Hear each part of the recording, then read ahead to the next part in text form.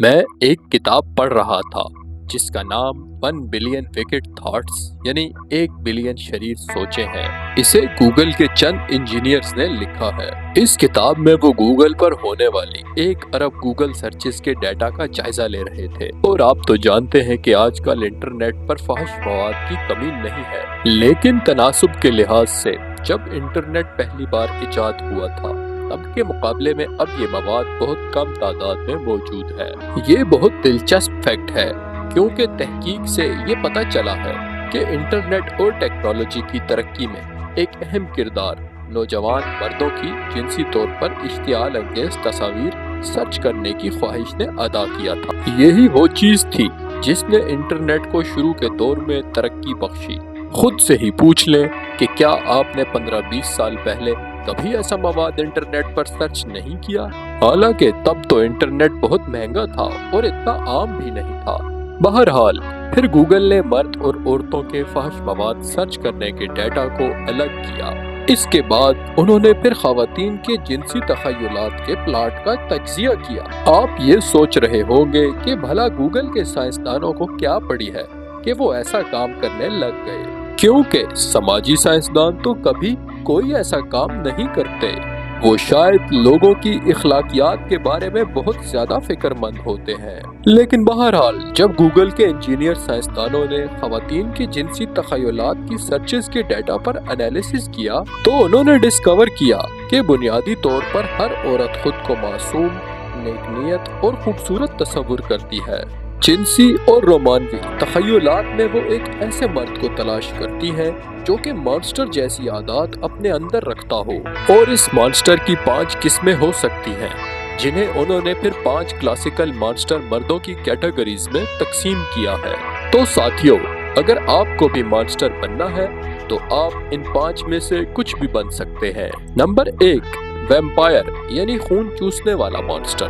Number 2، where wolf یعنی بھیڑیے کی صفات رکھنے والا ایک ایسا انسان جو دن کو انسان اور رات میں بھیڑیا بن جاتا ہے۔ نمبر 3، ایک ارب پتی انسان جس کے پاس ہر آسائش ہو۔ نمبر 4، ایک قزاق یعنی سمندری رستوں پر چوری کرنے والا انسان۔ اور 5، ایک سرجن جو مریضوں کا آپریشن کرتا ہو۔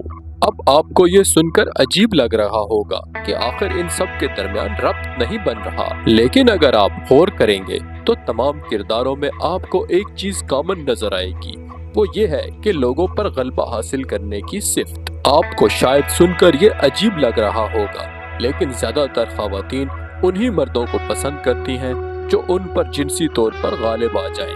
عورت کو پسند ہوتا ہے کہ جس مرد سے وہ جنسی تعلق قائم کر رہی ہے وہ ایک طاقتور شخص ہو، لیکن ساتھ ہی پھر وہ عورت چاہتی ہوتی ہے کہ اس جارح مزاج آدمی کو اگر کوئی سدھار کر انسان بنا سکتا ہے تو وہ خود وہی عورت ہے۔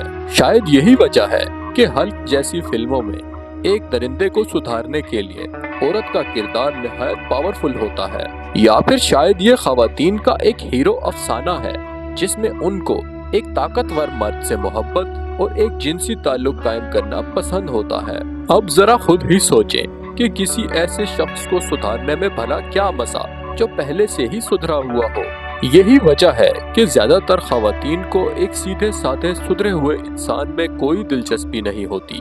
یہی وجہ ہے کہ اکثر خواتین کسی شریف انسان کی بجائے کسی ایسے انسان کی محبت میں گرفتار ہوتی ہیں جو انہیں اپنی پرسنالٹی سے مغلوب کر دے۔ یہ مت سمجھیں کہ یہاں غلبے سے مراد غصہ اور لڑائی جھگڑا ہے۔ یہاں پر تو ہم اس مردانگی کے غلبے کی بات کر رہے ہیں جو مرد کی مردانگی کے لیے نہایت ضروری ہے۔ مرد کا کردار اور اس کی پرسنالٹی واقعی ایسی ہونی چاہیے کہ لوگ اس کے غالب کردار سے متاثر ہوں۔ لہٰذا آپ اگر خود کو پر اثر بنانا چاہتے ہیں تو اپنی پرسنالٹی میں اس مثبت غلبے والے عنصر پر تہذیب کے دائرے میں رہتے ہوئے کام کریں۔ اسی طرح آپ اگر نوٹ کریں تو فحش رومانوی ویڈیوز میں بھی عورت ایک جارح مزاج مرد کو لبھاتی ہے اور اسے سدھارنے کا کام کرنے کی کوشش کرتی ہے۔ چونکہ خواتین کی نیچر میں مرد سے زیادہ افراتفری موجود ہوتی ہے، اس لیے عورتیں یہ تصور کرتی ہیں کہ وہ کسی طاقتور مرد کو سدھار کر اپنی افراتفری کو سکون دے سکتی ہیں۔ یہی وجہ ہے کہ نفسیاتی طور پر عورتوں کی رومانوی اور جنسی فینٹیسی یہی ہوتی ہے کہ وہ طاقتور غلبہ رکھنے والے مرد کی محبوبہ بن کر اسے سدھاریں۔ دوستو، آپ کے خیال میں مزید کون سے عوامل ہیں جو کہ عورت مرد میں تلاش کرتی ہے؟ کمنٹ کریں۔ ویڈیو پسند آئی ہو تو ویڈیو کو لائک، شیئر اور چینل کو سبسکرائب کریں۔